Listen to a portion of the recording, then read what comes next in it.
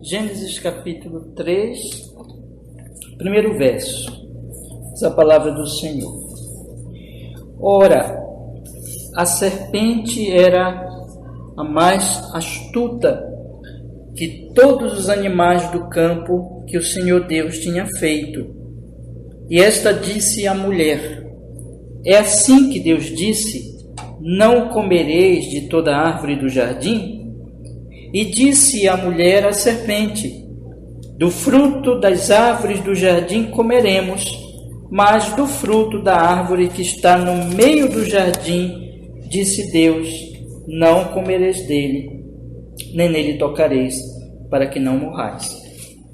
Então a serpente disse à mulher: certamente não morrereis, porque Deus sabe que no dia em que dele comerdes, se abrirão os vossos olhos e sereis como Deus, sabendo o bem e o mal. E viu a mulher que aquela árvore era boa para se comer e agradável aos olhos, e árvore desejável para dar entendimento. Tomou do seu fruto e comeu. E deu também a seu marido, e ele comeu com ela. Então foram abertos os olhos de ambos, e conheceram que estavam nus, e coseram folhas de figueira, e fizeram para si aventais, e ouviram a voz do Senhor Deus que passeava no jardim pela viração do dia, e esconderam-se, Adão e sua mulher, da presença do Senhor Deus, entre as árvores do jardim. Amém. Vamos orar. Ó Senhor, que é pecado em nossa alma neste momento, nos perdoe, Senhor, em nome de Jesus. E fale conosco. Nós estamos aqui hoje pela sua graça, Senhor, no segundo estudo desta série sobre o futuro. Nós pedimos que nos instruas pelo Espírito Santo para nós podermos tratar desse tema tão precioso de forma bíblica, conforme o seu ensino, Pai, e sermos grandemente edificados agora em todos esses estudos. Em nome de Jesus, que assim seja. Amém e amém. Pode sentar, meus irmãos. Vamos lá. Eu quero hoje, aqui no segundo estudo da nossa série, meus irmãos, como eu anunciei de manhã e acabei aqui o primeiro estudo com esse anúncio, de que nós vamos falar agora do lado, nesse estudo nós vamos falar do lado errado, da maneira equivocada de nós olharmos para o futuro.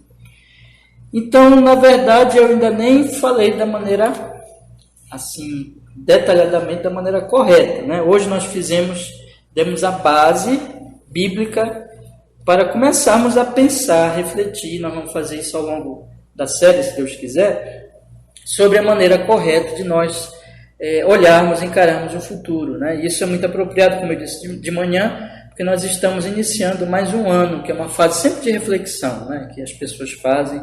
E vamos então aproveitar que isso já está assim em nós, é uma coisa natural de nós pensarmos no nosso futuro no início de cada ano, para meditarmos sobre como fazer isso biblicamente. Mas hoje de manhã eu disse para vocês o seguinte: eu disse para vocês que a maneira correta de nós pensarmos no futuro é nos percebendo, esse foi realmente o que eu procurei trazer de manhã, nos percebendo dentro de um plano muito maior do que meramente o nosso plano, o nosso pensamento, as nossas ideias, mas do grande plano de Deus.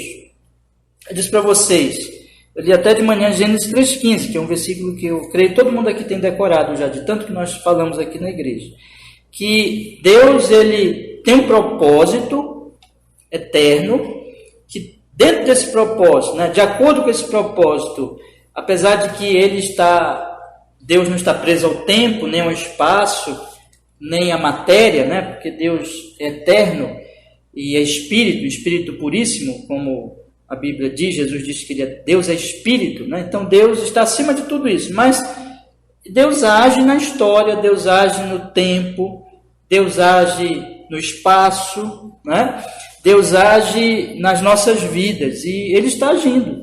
Então, tem coisas que Deus já fez, há coisas que Deus está a fazer, como eu disse para vocês aqui, destaquei hoje de manhã. Deus está trabalhando e Ele está levando o mundo e toda a sua obra para um propósito definido e que nós vimos aqui de manhã que tem a ver com seu Filho Jesus e com a redenção, a salvação do seu povo, da sua igreja, que ele prometeu aqui. Nós lemos agora sobre a queda, como a Eva e Adão ouviram o diabo e trouxeram sobre a humanidade a morte, a maldição, mas o Senhor Jesus, o Senhor Deus resolveu, por graça, salvar dentro dessa humanidade um povo e salvar através do seu Filho, que se tornaria um homem que não pecaria como Adão, muito ao contrário, viveria uma vida perfeita, de perfeita santidade e obediência, o Deus homem, a segunda pessoa da Trindade, que morreria na cruz, levando os pecados do seu povo, resgataria esse povo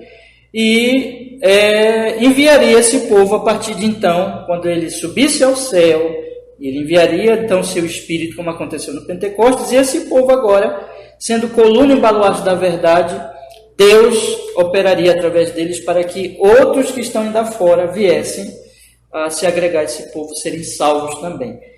E isso está acontecendo, eu disse para vocês de manhã, mas que haverá uma consumação, haverá um momento em que lembra que eu ilustrei com a videira que está ainda frutificando cada vez mais, com um edifício que tem um fundamento único, mas que as paredes estão sendo construídas, mas vai chegar um momento que essa obra estará completa e Jesus vai voltar a estabelecer o seu reino eterno. E nós, eu disse também aqui que a ceia mostra tudo isso, mostra que nós temos que olhar para o passado, e a ceia anuncia uma mensagem para o presente, e a ceia também aponta para o futuro, né? Então, de maneira que o nosso futuro, o futuro do cristão, tudo que ele faz, tudo que ele pensa a respeito do futuro, está inserido nesse grande propósito de Deus, deve ser assim, e que ele então, o futuro do cristão, que o cristão pensa do futuro, está baseado no passado, está baseado no decreto eterno de Deus, no propósito de Deus, e no que Deus está fazendo hoje, cumprindo esse decreto. Então nós falamos tudo isso aqui de manhã. É claro que eu mostrei apenas essa é a base, mas nós vamos ainda falar muitas coisas, se Deus permitir, ao longo dos próximos estudos, de como nós devemos pensar nessa base, com essa base, pensar no nosso olhar para o futuro. E eu disse também uma coisa de manhã já, que esse olhar cristão do futuro não é um olhar preocupado, porque o primeiro versículo que eu li com vocês de manhã é João 14, que Jesus diz lá: não se turbe o vosso coração, o futuro ia ser difícil, Jesus iria morrer, mas ele diz: não se turbem, fiquem tranquilos, credes em Deus, crede também em mim, na casa do meu pai há muitas moradas, eu vou preparar lugar, e depois eu vou voltar, e vocês vão habitar comigo nas casas, nas moradas do Pai. Então, e vocês sabem o caminho, Jesus diz. Então, eu disse para vocês, esse olhar para o futuro é um olhar em paz, mesmo que o futuro não seja fácil. Jesus mesmo disse que coisas ruins acontecem, e nós não podemos esperar um mar de rosas desse mundo, nem do nosso futuro. Mas Jesus disse, tenham paz. E ele disse, vocês sabem o caminho, ou seja, isso mostra que esse olhar do futuro, para o futuro em paz do cristão, também não é um olhar inativo, mas é de alguém que entra por um caminho, que segue a trilha da fé em Jesus. Aliás, eu nem falei de manhã, mas eu lembrei depois, mais tarde, cito agora, você lembra que Tiago diz, a fé sem obras é morta. Então, a verdadeira fé leva à atividade, a uma atividade santa. Então, o cristão, ele olha para o futuro e ele age em prol desse futuro. Mas isso nós vamos falar mais adiante, meus irmãos. Agora eu quero fazer um contraste. Eu não sei se eu vou conseguir falar tudo que eu estou pensando em falar agora, senão nós vamos continuar para o próximo domingo. Mas eu quero fazer um contraste, irmãos, com o lado errado, para que nós possamos já começar a fazer uma comparação entre o que o homem natural pensa sobre o futuro, que a Bíblia também mostra isso, né? E como essa visão dele é equivocada, é errada, e como isso deve servir de alerta para nós, porque o homem natural, o homem que não conhece Jesus, ele pensa errado sobre o futuro, como ele pensa errado sobre tudo, irmãos. Tudo, sobre tudo, né?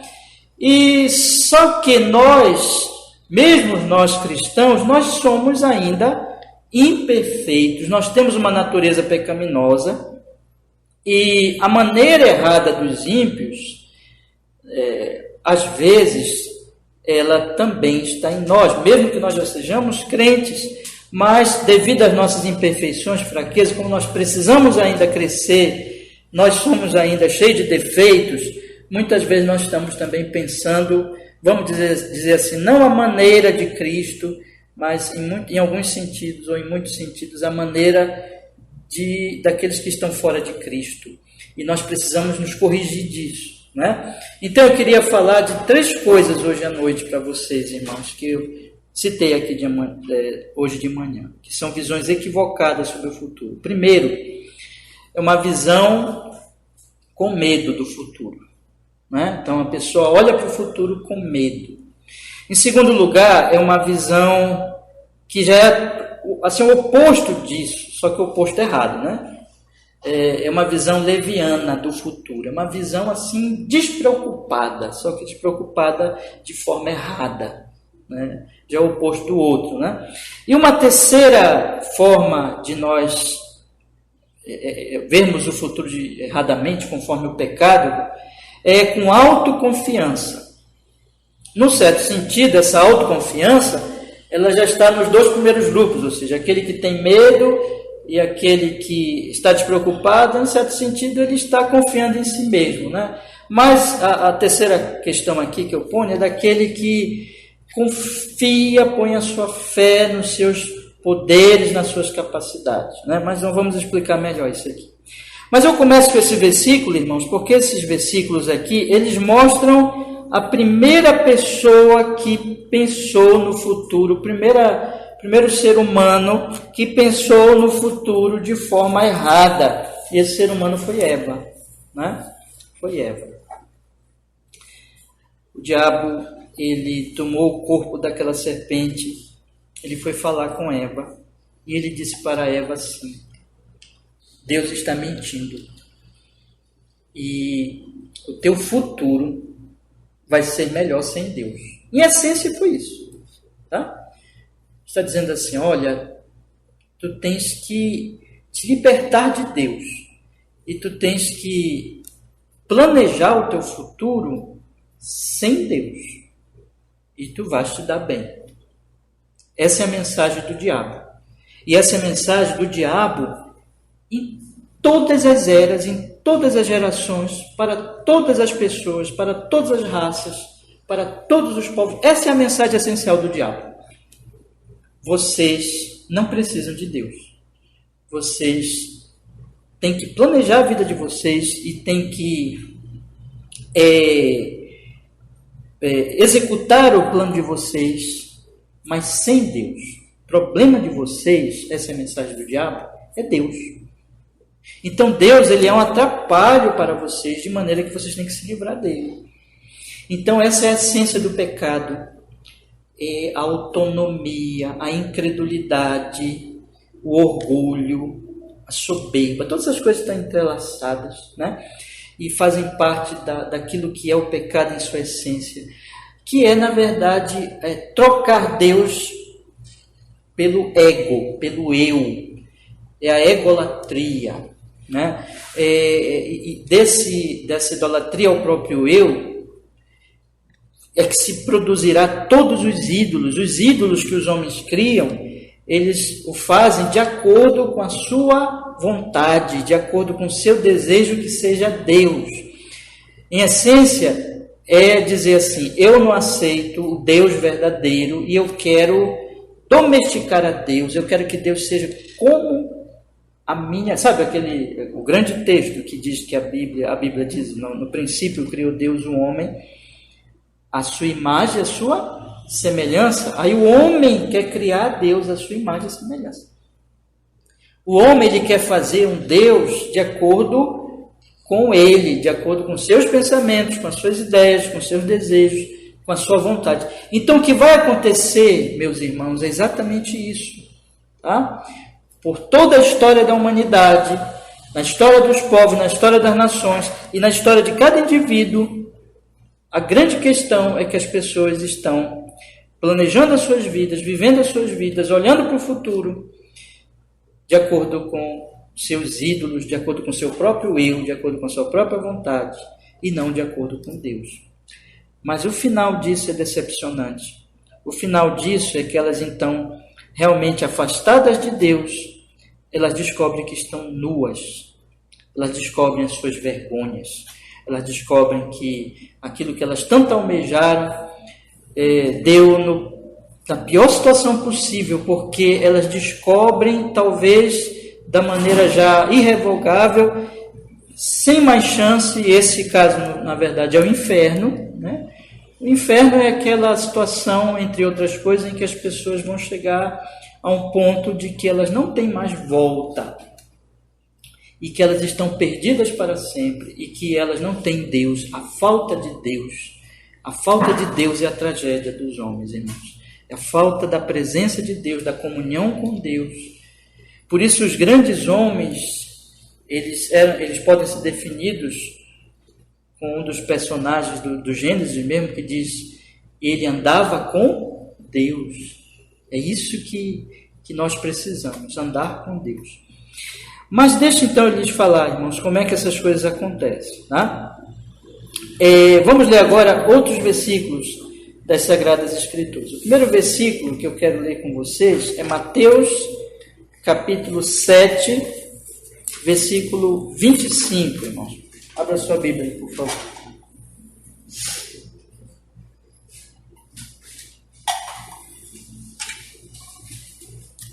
Mateus,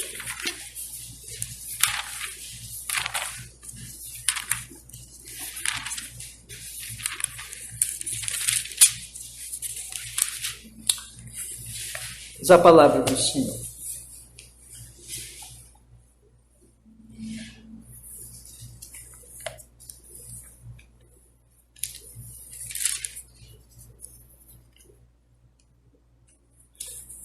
Eu falei 7, mas é 6. Desculpa, irmão, perdão. Anotei aqui errado. Mateus capítulo 6, versículo 25. Diz assim, vamos ler. Por isso vos digo, não andeis ansiosos quanto à vossa vida, pelo que haveis de comer, ou pelo que haveis de beber, nem quanto ao vosso corpo, pelo que haveis de vestir. Não é a vida mais do que o mantimento, e o corpo mais do que o vestuário? Olhai para as aves do céu, que nem semeiam, nem cegam, nem ajuntam em celeiros, e vosso Pai, preste bem atenção nessa palavra, e vosso Pai Celestial as alimenta. Quem é que alimenta os passarinhos? O Pai Celestial. Não tendes vós muito mais valor do que elas? E qual de vós poderá, com todos os seus cuidados, acrescentar um côvado à sua estatura? E quanto ao vestuário? Por que andais ansiosos? Olhai para os lírios do campo, como eles crescem, não trabalham, nem fiam. E eu vos digo que nem mesmo Salomão, em toda a sua glória, se vestiu como qualquer deles. Pois se Deus assim veste a erva do campo, quem é que veste os lírios? Deus. Se Deus, que assim veste a erva do campo, que hoje existe e amanhã é lançada no forno, não vos vestirá muito mais a vós, homens de pequena fé. Não andeis, pois, inquietos, dizendo: que comeremos, ou que beberemos, ou com que nos vestiremos? Porque todas essas coisas os gentios procuram. De certo, vosso Pai Celestial bem sabe que necessitais de todas estas coisas. Quem é que sabe? O Pai Celestial. Mas buscai, em primeiro, o reino de Deus e a sua justiça, e todas estas coisas vos serão acrescentadas. Não vos inquieteis, pois, pelo dia de amanhã, porque o dia de amanhã cuidará de si mesmo. Basta cada dia o seu mal. Dia de amanhã. Dia de amanhã pode ser um dia que nos desperte preocupação, nos faça pensar: o que eu vou comer? O que eu vou beber? O que eu vou vestir? que será de mim? O futuro é incerto. O futuro é incerto. O futuro é aquela coisa assim, irmãos, que nós não sabemos nada. Você já notou? Não sabe nada. Não sabe o que vai acontecer daqui a 1 hora.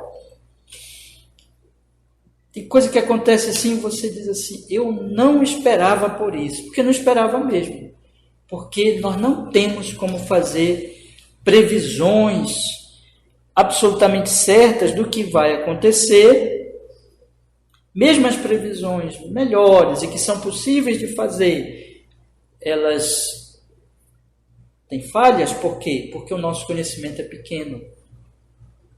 Mas é completamente impossível, irmãos, alguém saber o futuro. O futuro não nos é revelado. Isso dá medo, né? E dá medo de nós pensarmos também sobre o que será de nós nesse futuro. Será que eu vou conseguir comer? Será que eu vou conseguir beber? Me vestir? O que será dos meus filhos? O que será dos meus netos? O que será da minha família? O que será de mim, dos que eu amo? O que vai acontecer? O que vai ocorrer conosco? O que será de nós?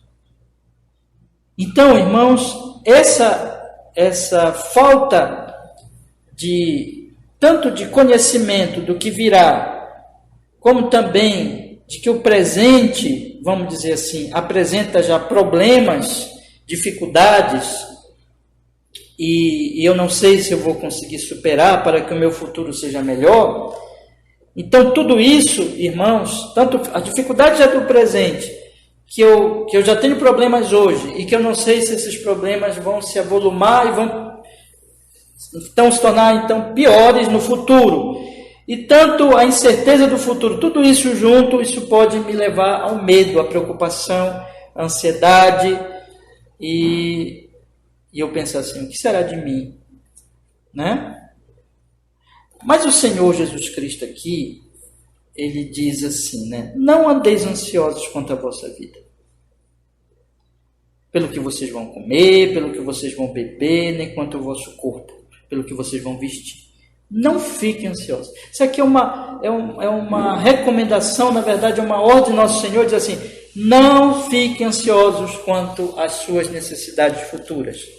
Não fiquem ansiosos, enfim, quanto a tudo que de respeito podemos aplicar de uma maneira mais geral possível, tudo que diz respeito ao futuro. Não fiquem preocupados, nem com as suas necessidades materiais, nem com qualquer tipo de coisa. Por que, meus irmãos, ele diz isso? Ele coloca 2 exemplos aqui das aves e dos lírios, irmãos, do campo. Ele dá um exemplo, então, dos animais e dos vegetais. E ele diz assim, olhem para a natureza, olhem para a providência de Deus. Irmãos, nós temos o livro da criação, o livro da providência, e nós temos a Bíblia, que é o livro especial de Deus. Mas Deus fala por esses livros, vamos dizer assim. Deus, ele criou, e a criação revela quem é Deus. Deus, ele providencia, a providência o que é? É a direção e o sustento e o cuidado de Deus na sua criação. E nessas coisas Deus fala, Deus se revela. E o que Jesus está fazendo aqui é apelando para os seus discípulos para que eles vejam a providência divina, eles vejam a mão de Deus na criação e entendam quem Deus é. E coloquem no seu pensamento a grande questão, que é mais importante de todas, que vai lhes dar absoluta tranquilidade quanto ao futuro. E a questão é essa. Deus está no controle da criação, da providência. E você pode ver isso quando você olha os pássaros. Que você vê. Lá em casa agora está a árvore, né? Goiabeira, né? Goiabeira está enchendo de goiaba. E a gente não consegue tirar a goiaba quase, antes dos passarinhos, né? Eles são mais espertos que nós, né? Então vão lá e já comem a goiaba, né? E eles não param de ir lá, irmãos. E os pássaros todos os dias são alimentados. E Jesus diz aqui, vejam, eles diz, não cegam, não semeiam, versículo 20, não cegam, nem ajuntam em celeiros. Os pássaros não fazem isso. Eles não plantam, eles não colhem, eles não armazenam. Eles simplesmente acordam todas as manhãs, bem cedinho, mais cedo que a maioria de nós, e está lá o alimento para eles. E o Senhor Jesus Cristo diz que o Pai é que os alimenta. Olhai para as aves do céu, que não semeiam, nem cegam, nem ajuntam em celeiros, e vosso Pai Celestial as alimenta. Aí Jesus faz uma pergunta. Vocês não valem muito mais do que as aves? Aqui ele coloca o valor muito maior do ser humano, e aqui mais ainda do ser humano redimido por ele, porque ele está falando com seus discípulos, né? E ele está dizendo assim, vocês valem muito mais do que aquele pardalzinho, do que aquele pequeno pássaro, que Deus Pai não deixa de alimentá-los na sua providência todos os dias. Vocês valem mais que eles. Olhem para os vegetais, olhem para os lírios do campo, como eles crescem, não trabalham, nem fiam. E eu digo para vocês que nem Salomão, o grande e importante rei do Antigo Testamento, que foi riquíssimo, cheio de glória, nem mesmo ele se vestiu como qualquer deles. Pois se Deus, quem é que veste os lírios, quem é que embeleza a natureza, quem é que faz aquela flor que está lá no seu jardim? Quem é que faz aquela flor? Quem é que faz aquela beleza? Quem é que veste uma planta? Vocês já viram uma papoula que está flor, enche de flor de manhã, e quando você vai ver, tudo murcho já, né? Tão rápido, irmãos. Como Jesus diz aqui, que hoje existe e amanhã é lançada no forno. Quem é que faz aquela beleza daquela papoula tão frágil que é, e tão passageira, que não dura nem 2 dias? Quem é que faz aquela beleza, irmãos? Quem é que dá aquela vida? Quem é que sustenta aquela planta? Quem é que sustenta? Quem é que produz tudo que é de belo que nós enxergamos todos os dias? Quem é que cria? Quem é que providencia? Quem é que sustenta? Deus. E ele diz, não vestirá muito mais a vós, homens de pequena fé, vocês que são meus discípulos, vocês que eu vim morrer na cruz por vocês, ele não vai cuidar de vocês? Então ele diz, não andem inquietos, que comeremos, dizendo que comeremos, que beberemos ou com que nos vestiremos. Todas essas coisas, quem procuram como prioridade, quem se preocupa muito com isso e quem fica muito ansioso por causa disso, são os gentios. São aqueles que não são do povo de Deus. Veja que aqui Jesus estabelece uma diferença entre os gentios, e aqui entendamos gentios agora, como aqueles que não fazem parte do povo de Deus, que não são o povo da aliança, não é o povo da aliança, e que eles vivem somente para essas coisas, e que eles ficam muito angustiados com o que eles vão comer, com o que eles vão beber, com o que eles vão vestir. Eles só pensam nisso, e eles ficam preocupados, eles ficam com muito medo de não ter, e eles vivem nisso.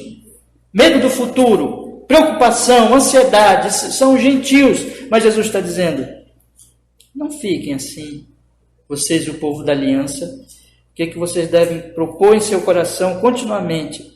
Devem lembrar que, de certo, o vosso Pai Celestial sabe que necessitar de todas essas coisas. Vocês devem saber que o Pai de vocês, veja, o vosso Pai, ele está dizendo assim, é o Pai de vocês, e é o Pai nosso. Lembra da oração do Pai Nosso? Pai Nosso que está nos céus, o nosso Pai. Veja que Jesus chama aqui Deus de Pai várias vezes, e como vosso Pai. No versículo 26 ele diz, e vosso Pai as alimenta. No versículo 30 ele diz, se Deus assim veste, não chama de Pai, mas mostra que é Deus. Deus é esse Pai. Mas no versículo 32 ele diz, Vosso Pai Celestial bem sabe de que necessitar de todas estas coisas. O que o Senhor Jesus Cristo está dizendo aqui, irmãos, é que nós estamos numa relação de filhos com este Deus e que nós não somos como os gentios. Os gentios são esses que não têm essa relação e que eles vivem preocupados, mas nós não, nós estamos numa relação de filhos. E assim, a nossa atitude não deve ser dos gentios, que priorizam pão, que priorizam roupa, que pensam só nessas coisas, e isso aqui é muito amplo, irmãos, pensem somente nessas coisas das suas necessidades desta vida, mas eles não pensam nem um pouco em Deus. É como Eva. Eu vou viver num mundo onde eu descarto Deus.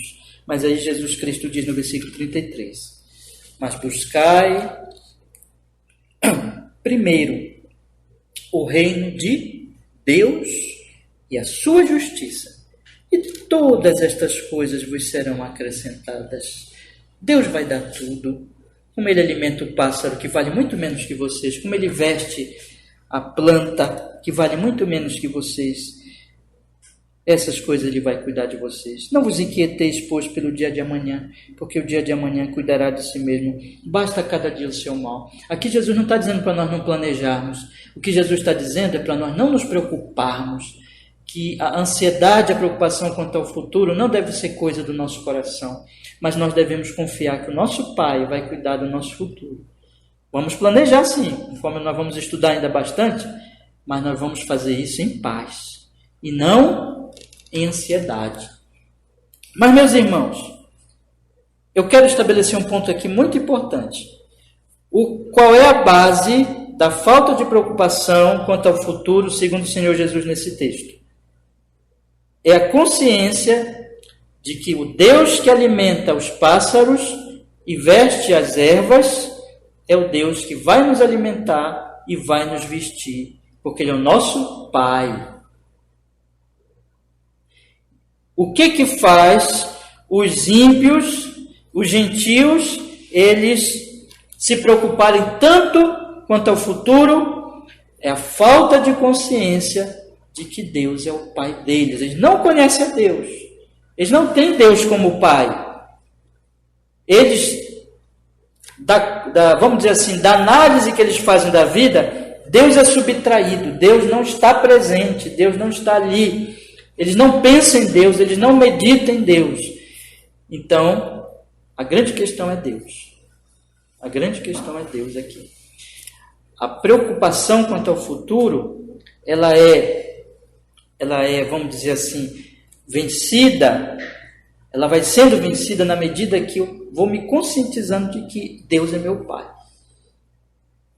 Agora, quando eu não penso nisso, quando eu descarto Deus, aí eu vou ficando preocupado.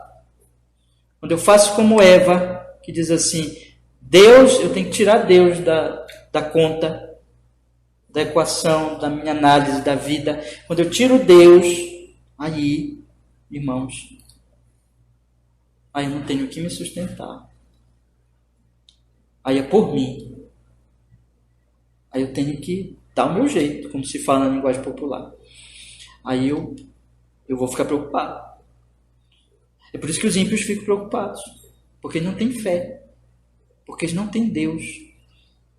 Eles não podem saber o futuro, nós também não podemos, mas nós não precisamos saber o futuro, desde que nós saibamos que há um Deus que cuida do nosso futuro, mas eles não têm. Então o ponto aqui é a falta de Deus. Vamos ver, irmãos, a segunda situação.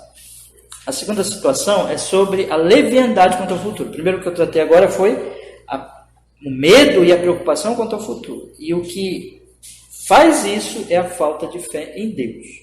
Tá? Agora vamos pensar na leviandade quanto ao futuro. Bom, aqui eu vou ler com vocês o Provérbios, capítulo 6, primeiro, do verso 6 ao 11. Vamos lá.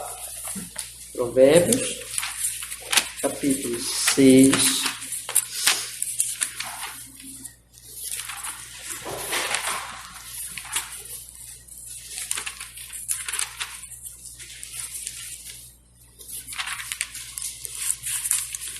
Provérbios capítulo 6, do verso 6 ao 11.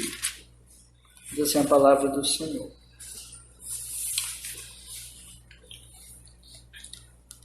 Vai ter com a formiga, ó preguiçoso. Olha para os seus caminhos e ser sábio, pois ela não tendo chefe, nem guarda, nem dominador, prepara no verão o seu pão, na cega ajunta o seu mantimento. Ó preguiçoso, até quando ficarás deitado? Quando te levantarás do teu sono? Um pouco a dormir, um pouco a tosquenejar, um pouco a repousar de braços cruzados. Assim sobrevirá a tua pobreza, como meliante, e a tua necessidade, como um homem armado. Novamente, Deus nos faz olhar para a sua criação. E lá Jesus usa os pássaros. E aqui Deus usa a formiga como exemplo. E a formiga trabalhadora. Não para. Já viram? Formiga não para. Né? E ela trabalha e ela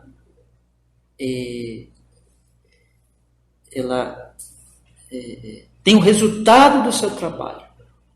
Ela se alimenta porque ela trabalha. Ela então não fica parada. Olha para a formiga, preguiçoso. Porque tu não és como a formiga, certo? Formiga, ela não tendo chefe, nem guarda, nem dominador, ela prepara no verão o seu pão, na cega junto o seu mantimento. Ou seja, ela está trabalhando e porque ela trabalha não vai faltar o pão no futuro.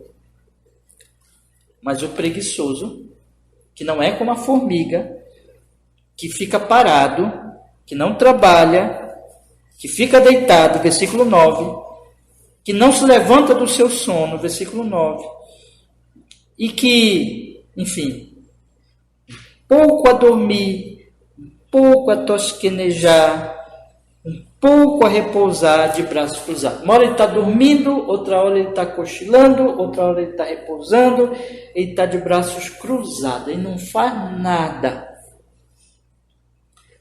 O tempo está passando, vejam, o tempo está passando, mas ele não está fazendo nada. O futuro está se aproximando e ele não está fazendo nada. Vai chegar um momento que o futuro será o presente dele. Mas o Senhor está aqui colocando uma relação entre o presente e o futuro, e dizendo que o futuro depende do presente. Porque assim como a formiga, o futuro dela é garantido pelo trabalho, mas é garantido pelo trabalho presente, pelo trabalho de agora. E o Senhor está dizendo aqui, o que vai acontecer com o teu futuro, se o teu presente tu estás a dormir, a tosquenejar, a repousar de braços cruzados, ou seja, estás a fazer nada, que é o que o preguiçoso faz. Não faz, né? Ele, na verdade, nada faz.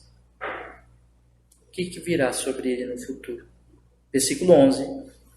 A pobreza virá como um meliante, a necessidade como um homem armado. Ele vai passar fome, ele vai passar necessidade. Interessante, não é? Se nós compararmos os dois textos lá de Mateus e Provérbios, esses textos como que se casam, vocês percebem? Porque lá diz, não se preocupem, confie no Senhor, mas aqui diz, vamos pensar lá primeiro, né? Não se preocupe, confiem que o Senhor vai suprir as necessidades de vocês. Mas aqui diz, casando os textos, que esse suprimento da necessidade será quando o Senhor me dá o que fazer. Me dá o trabalho. Como é que nós chamamos para o nosso trabalho, irmãos? O nosso ganha-pão. Não é assim que a gente chama? Chega uma pessoa, qual é o seu ganha-pão? Ela sabe o que é, né? É o trabalho dela. O ganha-pão, braços cruzados não existe. Ganha-pão sem trabalhar não existe. Então, o ganha-pão. Se nós casarmos os textos, completarmos os textos e a Bíblia não se contradiz, ela se harmoniza. Então, nós vamos entender que o Senhor vai suprir as minhas necessidades futuras no meu trabalho presente, me dando o meu ganha-pão, me dando trabalho, me dando oportunidades, me dando dons, talentos, capacitações. Veja, irmãos, o preguiçoso tem corpo, o preguiçoso tem braços, o preguiçoso tem força, o preguiçoso tem capacidades e talentos. E essas capacidades e talentos foram dadas por Deus, mas ele não usa. Ele está de braços cruzados. Aqui há também agora um tipo de atitude quanto ao futuro diferente de Mateus. Porque em Mateus é aquela pessoa preocupada, é aquela pessoa angustiada, é aquela pessoa com medo do futuro. Não necessariamente preguiçosa. Talvez seja um trabalhador. Mas ele vive preocupado. Mas aqui é diferente. Aqui é a pessoa que não está preocupada. Vocês estão percebendo? Ele não está preocupado com nada. Ele está tranquilo. Ele dorme. Ele cochila. Ele fica de braços cruzados. Ele não está preocupado. Ele está tranquilo. Mas é a tranquilidade da preguiça. É a tranquilidade de alguém que não percebe que nesse sentido não deve haver tranquilidade. Tá? Porque agora é um outro aspecto, né? Lá de Mateus é a preocupação quanto ao futuro por falta de confiar no Deus da providência. Aqui é a despreocupação quanto ao futuro em todos os sentidos. Ele simplesmente não pensa que se ele não fizer nada, ele trata o futuro, por isso que eu disse, com leviandade, com escárnio, com brincadeira, como algo sem importância. Na verdade, ele desrespeita a própria vida. Ele desrespeita a si mesmo. Ele desrespeita as suas próprias necessidades. Ele não se importa com elas. Ele só quer dormir. Ele só quer cruzar os braços. Ele só quer, enfim, aproveitar o momento presente descansando, não fazendo nada. Eu já disse para vocês aqui, meus irmãos, várias vezes, citando até um outro pastor. Sempre que eu falo desse texto, eu vou lembrar dele, né? O Tiago Cavaco, sobre os sermões sobre preguiça, em que este pastor, ele diz, a preguiça não é neutra. A preguiça, ela não é alguma coisa que não produz nada indiferente. Não, a preguiça produz, porque quando você não trabalha, você não come. Isso significa que se você se entrega para a preguiça, vai crescer alguma coisa, vai crescer a fome. Vai crescer o que é ruim, vai crescer o que não presta. A pobreza vai vir, a necessidade virá como homem armado. Então a preguiça trará, não é neutra. A preguiça, o mal cresce com a preguiça. Eu quero ler outro texto que é bem parecido com esse aqui também, Provérbios, que mostra o mesmo princípio. Vamos olhar agora para Provérbios 24, versículo 30 e 34. Provérbios 24, versículos 30 e 34. Vamos ler lá.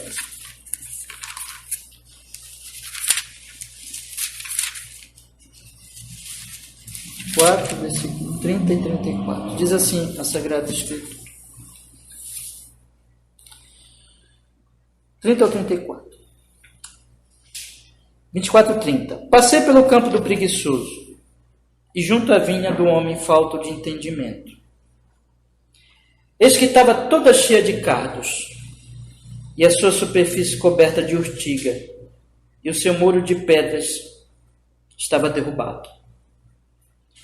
O que eu tenho visto e guardarei no coração, e vendo recebi instrução. Um pouco a dormir, um pouco a cochilar, outro pouco deitado de mãos cruzadas para dormir. Assim te sobrevirá a tua pobreza como um vagabundo e a tua necessidade como um homem armado. É bem parecido com aquele outro, mas nos esclarece um pouco mais a questão do crescimento do mal. Veja, irmãos, ele chegou na casa, ele chegou no campo do preguiçoso, onde ele vive, onde ele habita. E o que ele viu na vinha desse homem preguiçoso? Ela estava cheia de cardos. Ela estava com a superfície coberta de urtiga, mato, ervas daninhas, que não precisa de cuidado, essas coisas crescem sozinho, né? Que não presta, cresce sozinho, já viu? E o muro dele, o muro de pedra estava lá no chão, derrubado. Olha lá, aquela sujeira, aquela imundície, tudo quebrado, tudo sujo, tudo cheio de mato. Parece Belém.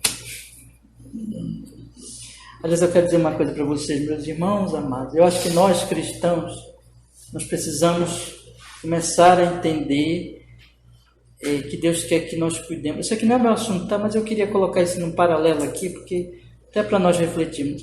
Deus quer que nós cuidemos das nossas casas, do nosso ambiente onde a gente mora. Sabe? É vergonhoso para nós crescer o mato, muro quebrado, tudo feio, tudo escangalhado, tudo destruído.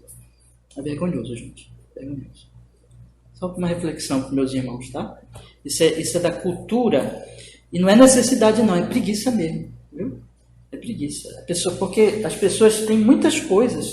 Tem casas que você entra, que tem um carro lá bonitão, tem aquele carro. Mas a casa é toda imunda. Né? Então não é necessidade, é preguiça. Certo? Então, só um parêntese aqui, porque às vezes nós precisamos pensar que nós cristãos temos que ser luz em todos os sentidos, porque o provérbio está falando aqui da cuidado com a nossa casa, cuidado com o muro, cuidado com o ambiente que a gente vive, né? O cristão, ele por natureza, tem que ser limpinho, tem que ser cuidado, tem que cuidar das coisas em volta de si, tá, irmão? Mas não é o meu assunto, mas tem a ver com isso. Mas o meu ponto aqui é o seguinte, veja, vamos voltar para cá. É que a preguiça, ela vai trazer um futuro ruim, tá? Lá atrás, vamos pensar assim, lá atrás, esse muro não estava quebrado, estava? Não. Alguém fez um muro, alguém preparou um muro. Lá atrás, essa vinha podia ser que estava bonita, dando fruto, e não tinha mato, não tinha urtiga, não tinha erva nenhuma ruim. Mas o preguiçoso foi começando a estragar o muro, e o muro foi continuando a estragar, e até que caiu. Então veja, ele não fez, ele não agiu, aí o muro caiu. A casa ficou naquele estado. O campo encheu de urtiga. A vinha foi prejudicada. E aí o princípio, um pouco a dormir, um pouco a cochilar, um pouco deitado, a pobreza vem como um vagabundo e a necessidade como um homem armado. Meus irmãos, a preguiça, ela é a inatividade presente que fará com que coisas ruins cresçam e o futuro não seja bom. Isso se aplica em todas as áreas, se aplica na vida espiritual, se aplica na vida material, se aplica nos nossos recursos financeiros, materiais, casas, coisas que nós temos, se aplica às nossas relações, se aplica à família, se aplica a tudo. Dá trabalho. O que a Bíblia está nos dizendo aqui é o seguinte: Deus, ele nos ensina pela própria formiga. Ele criou a formiga assim para nos ensinar e para dizer assim: olha, a minha vontade e o meu ensino é o seguinte: o presente tem que ser um presente em que eu jogo fora a preguiça e eu trabalhe tendo em vista um futuro promissor. Porque se eu não olhar para a formiga e achar que o meu futuro vai ser promissor, sendo que hoje eu estou dormindo de braços cruzados, eu estou tratando o futuro com leviandade, com desrespeito.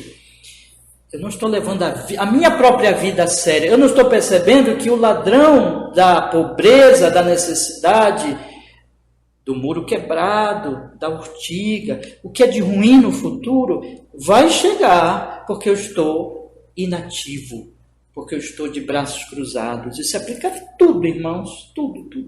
Não só físico, espiritual, moral, intelectual, emocional, todas as áreas. Para viver bem, tem que trabalhar, tem que ser dedicado, tem que planejar o futuro, mas sendo que o presente eu estou já fazendo como uma formiguinha lá no seu quintal, que ela não para.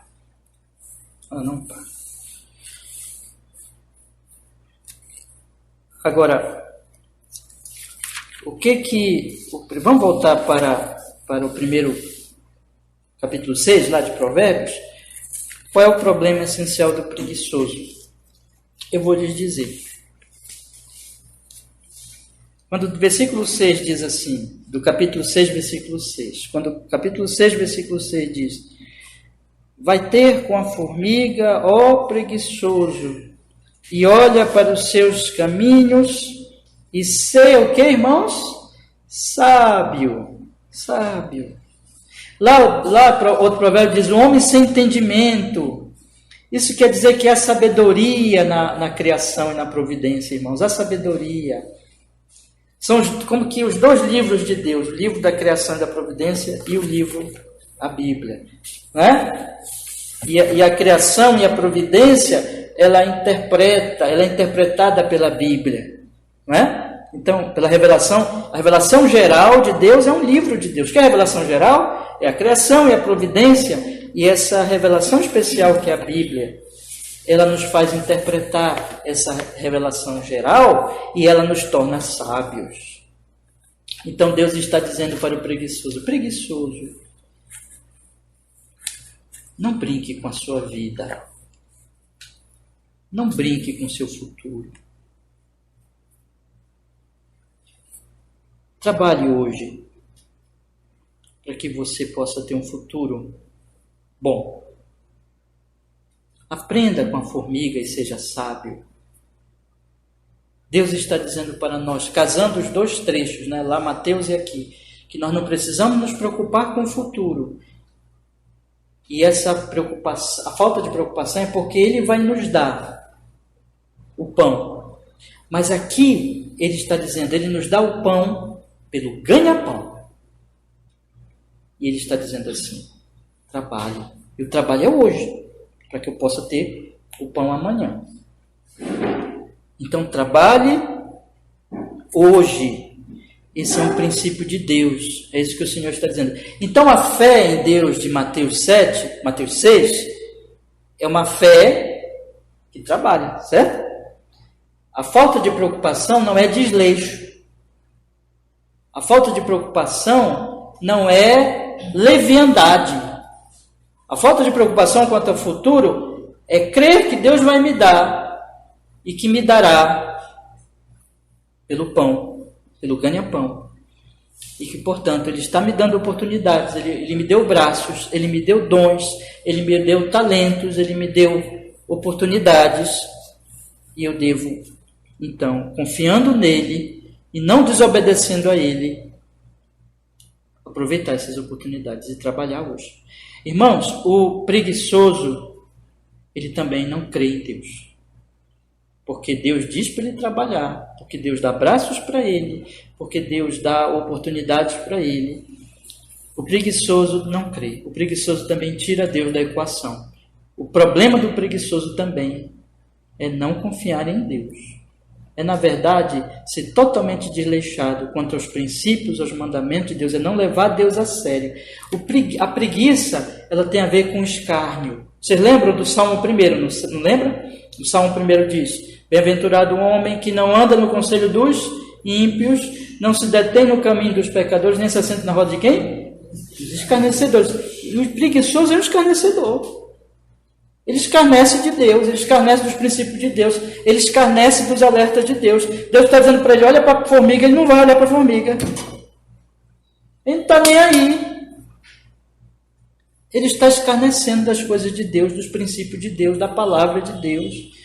Irmãos, isso se envolve na vida, envolve a vida material, envolve também a vida espiritual. Para a gente crescer espiritualmente, nós temos que ser zelosos, trabalhadores na nossa alma. Né? Eu sei que não é fácil para vocês, por exemplo, estar no domingo aqui no dia do Senhor. Não é fácil para ninguém. Não é fácil guardar esse dia para ele. Não é fácil, não, mas é o trabalho da alma. O dia do Senhor, por exemplo, é um dia de descanso, trabalhando a nossa alma. Eu descanso, mas não é para ficar lá deitado na rede, né, sem fazer nada. É o trabalho da alma, é a feira da alma, é isso. E assim, todo dia ler a Bíblia, meditar na Bíblia, orar, dá trabalho, não dá? Mas nós não vamos crescer sem fazer isso. Não vai, não adianta. Não adianta. O caminho do abandono desses meios de graça é a apostasia. As pessoas que apostataram hoje, que se afastaram hoje, são aquelas que vêm ao longo da sua vida abandonando os meios de graça. São preguiçosos espirituais, são desleixados, são escarnecedores espirituais. Isso envolve toda a nossa vida. Toda a nossa vida. Meus irmãos, a preguiça não é um pecado pequeno. A preguiça é o desleixo, é o escárnio com as coisas de Deus. É não honrar o Senhor. Então, meus irmãos, hoje eu vou ficar por aqui. Mas faltou o ponto que nós vamos deixar para o próximo domingo de manhã.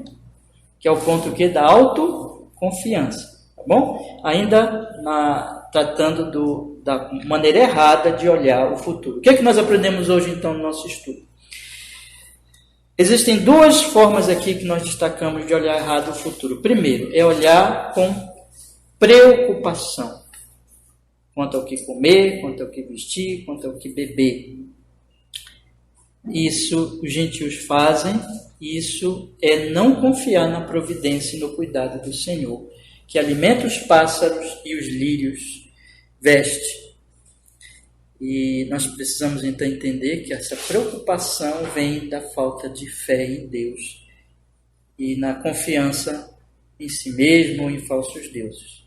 Por outro lado, o desleixo, a leviandade quanto ao futuro, a preguiça que leva a deixar o tempo andar, deixar o tempo correr, bora ver o que é que vai dar. Isso aí também é falta de fé. É falta de reverência a Deus, porque Deus está dizendo que Ele vai cuidar de nós, mas Ele cuida de nós, nos dando os meios, nos dando o ganha-pão, nos dando trabalho e oportunidade. Ele diz, então, vai ter com a formiga, o preguiçoso, aprende o princípio da sabedoria, trabalhando e te dedicando. No final das contas, o que faz um ou outro errar é a falta de fé em Deus. E a falta de obediência a Deus. Irmãos amados, apliquem isso às suas vidas hoje à noite, principalmente na vida espiritual de vocês, mas também em todas as áreas. Olhe para o futuro e pense assim, o que é que eu quero no meu futuro? O que é que eu espero do futuro? Confie na providência, confie no cuidado do Senhor. Mas essa fé, lembre, é uma fé operante, é uma fé que trabalha, é uma fé que cuida do presente, de acordo com as oportunidades que o Senhor nosso Deus dá, esperando que Ele vai suprir o nosso futuro, confiando, descansando nele. Amém? Que o Senhor nos abençoe. Vamos orar? Vamos pedir que Ele nos fortaleça cada vez mais. Deus quiser, domingo de manhã, vamos continuar desse ponto aqui, irmãos, e vamos prosseguir. Ó Senhor, muito obrigado, porque nós podemos hoje à noite meditar, orar. Já oramos, já lemos a Bíblia, estamos agora orando novamente, já estudamos aqui este assunto.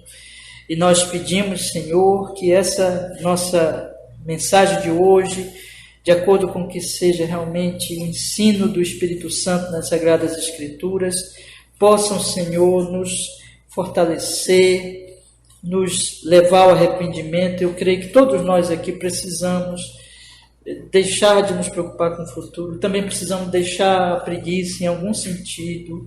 Nos perdoa, Senhor, nos perdoa e nos faz, pela sua grande graça e misericórdia, nos corrigir disso e buscar, Senhor nosso Deus, ter paz e esperança no Senhor, enquanto estamos aqui trabalhando e fazendo o que o Senhor nos dá para fazermos, para que o futuro seja construído de acordo com a sua glória, com a sua vontade. Em o nome santo de Jesus, que assim seja, para o seu louvor e para o nosso bem presente e eterno, desta vida e da eternidade, e dos que amamos também. Assim oramos em nome de Jesus. Amém.